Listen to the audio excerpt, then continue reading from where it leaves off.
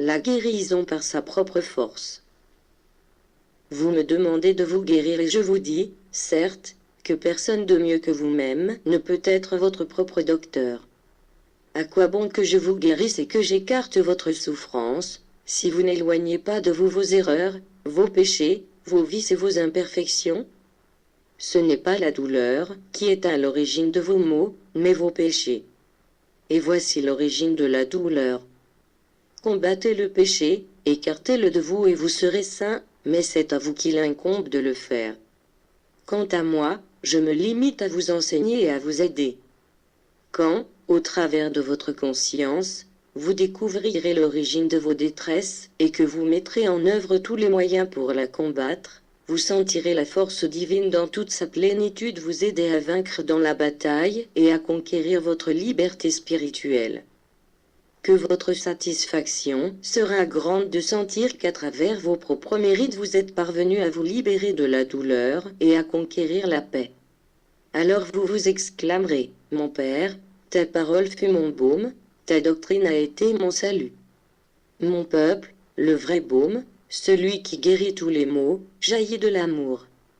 Aimez avec l'esprit, aimez avec le cœur et avec la compréhension, et vous aurez suffisamment de pouvoir pour guérir, non seulement les maladies du corps, et consoler les petites misères humaines, mais vous saurez résoudre les mystères spirituels, les grandes angoisses de l'esprit, ses confusions et ses remords.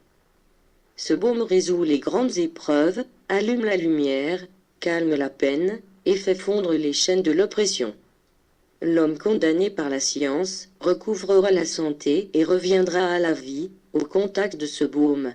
L'esprit qui se sera détaché reviendra face à la parole d'amour du frère qui l'appelle.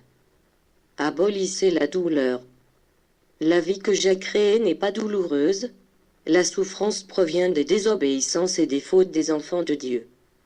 La douleur est le propre de la vie que les hommes, dans leur dissolution, ont créée. Élevez votre regard et découvrez la beauté de mes œuvres. Préparez-vous à écouter le concert divin.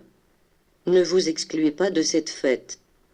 Si vous vous isolez, comment pourrez-vous participer à ce délice? Vous vivriez triste, troublé et malade. Je souhaite que vous soyez des notes harmonieuses dans le concert universel. Je souhaite que vous compreniez que vous avez surgi de la source de la vie, et que vous sentiez que ma lumière est dans toutes les consciences. Quand aurez-vous la maturité nécessaire pour dire, Père, soumettez mon esprit au vôtre, de même que ma volonté et ma vie?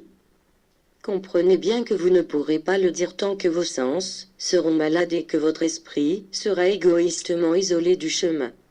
Vous vivez sous le tourment des maladies ou de la crainte de les contracter, et qu'est-ce qu'une maladie corporelle face à une faute de l'esprit?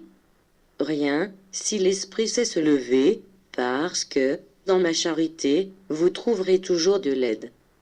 De même que le sang coulant vos veines et vivifie le corps, de même la force de Dieu, comme un torrent de vie, passe à travers votre esprit. Il n'y a aucune raison d'être malade si vous respectez la loi. La vie est santé, joie, bonheur et harmonie. En étant malade, vous ne pouvez servir de dépôt des biens divins. Aux esprits, cœur ou corps malade, le Maître vous dit, demandez à votre esprit, qui est le Fils du Tout-Puissant, qu'il reprenne le chemin, qu'il guérisse vos maux et qu'il vous aide dans vos faiblesses.